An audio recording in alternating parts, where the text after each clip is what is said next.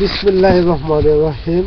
সম্মানিত দেশবাসী, আজ বাংলাদেশ জাতীয়তাবাদের আয়োজিত আলোচনায় কিছু আলোচনা করে যাচ্ছি। সম্মানিত দেশবাসী, আমরা আমাদের কবি গরুরা যখন আন্দোলন করেছিল, পাকিস্তানি হানাদার বাহিনীকে বাংলাদেশের মাটি থেকে সরাইছিল, তারপর সরাইছিল ইংরেজদেরকে।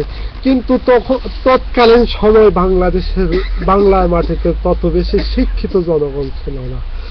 বাংলার মাটিতে তখন সব ছিল অশিক্ষিত লোক। তারপরে তারা যদি পারে, আজ আমরা 2014 সালে একদল সন্ত্রাসীর হাতে শাসিত হয়ে যাচ্ছে, সন্ত্রাসীরা সবকিছু করে যাচ্ছে, কিন্তু আমরা কিছুই করতে পারতেছি না। সম্মানিত দেশবাসী, দেখেন বাংলাদেশের মাটিতে রক্ত লাল হয়ে যাচ্ছে, সন্ত্রাসীরা মেটেল পাচ্ছে।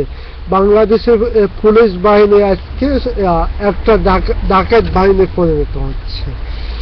সম্মানিত দেশবাসী, আপনার আমার আজ কিছু করার মতো নাই। আজ দেখুন, একজন পুলিশ যদি একটা আসামিকে ধরে, তাকে সাসপেন্ড হতে হয়। একজন পুলিশ যদি একটা রাজনৈতিক নেতাকে ধরে, তাকে মেটেল দেওয়া হয়। আজ আমরা কোথায় দাঁড়িয়ে আছি? সম্মানিত দেশবাসী, আপনারা সবাই এক হই, শ্রমিক জনতা এক হই, বাংলাদেশের স্বাধীনতার মাসে স্বাধীনতার শেষ রক্ষাটুকু করার জন্য আমরা এগিয়ে আসি। দেশ এবং জাতিকে আবার দেশের মাটিতে আকাশ থেকে কুয়াশার আধারটা আমরা মুছিয়ে দিই। আজ আমরা সেদিনের কথা আমার আজ সেদিনের কথা বলতে ইচ্ছে করছে। যেমন 1757 সালে মির্জাফরের কারাগারে নবাব সিরাজউদ্দৌলা যখন বন্দী হয়েছিলেন, তাকে নিয়ে মির্জাফর আলী খান যেভাবে হাস্যকর নাটক শুরু করে দিয়েছিলেন, তখন বাংলার বিহার বীর নবাব সিরাজউদ্দৌলা বলেছিলেন, আমরা বাংলার স্বাধীনতাকে ধরে রাখতে পারিনি বলে আজ আমি লাঞ্ছিত, আজ আমি উপহাসের পাত্র। এবং এই কথা বলার সাথে সাথে তৎকালীন অবস্থায়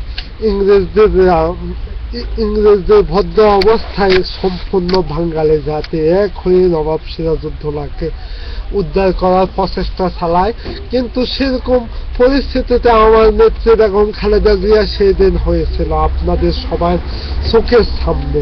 বালুর ট্রাক দিয়ে তার বাসার আসার সামনে রাস্তা আটক করে দেওয়া হয়েছে, এবং দেশ এবং জাতি সবকিছু দেখেছিল, এবং সন্ত্রাসী বাহিনী হাসতেছে, নাটক করতেছে। এটা কি বাংলাদেশের স্বাধীনতা? এটা কি বাংলাদেশের সবকিছু? সম্মানিত দেশবাসী, আপনারা দেখেন বিগত বছরে গুম, হত্যা, খুন আরো কত হয়ে যাচ্ছে।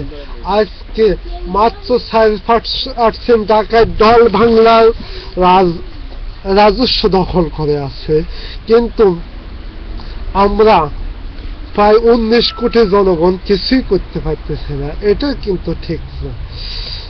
এই দেশ আমার মা, এই মাটি আমার মা, এই দেশ আমার জন্মভূমি।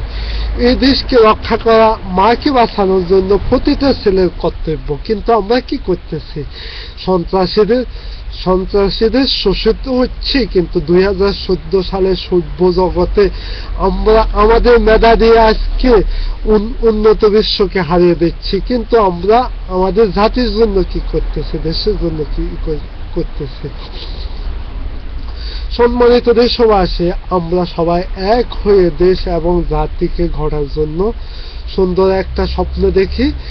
এই বলে আজকের মতো বিদায় নিচ্ছি। আগামী দিন দেখা হবে। খোদা হাফেজ। বাংলাদেশ জাতীয়তাবাদী জিন্দাবাদ, বাংলাদেশ জিন্দাবাদ।